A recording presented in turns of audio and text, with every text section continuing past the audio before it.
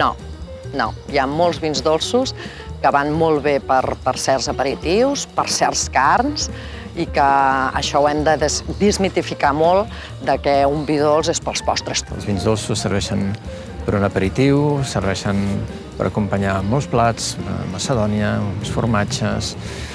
Hi ha tot aquest tema harmonies, però també per estar sol, per estar en parella.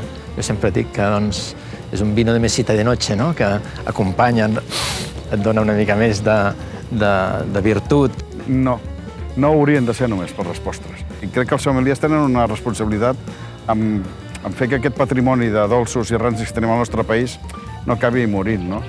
Quasi sempre sí, perquè clar, realment les intensitats gustatives dels dolços van bé amb les coses dolces. El que passa que de vegades depèn de quins dolços, que són lleugers o molt suaus, van bé, diguem, per snacks, o sigui, coses que són lleugerament salades. O sigui, anem amb un maridatge o una combinació de gustos que sigui contrast, de contrast.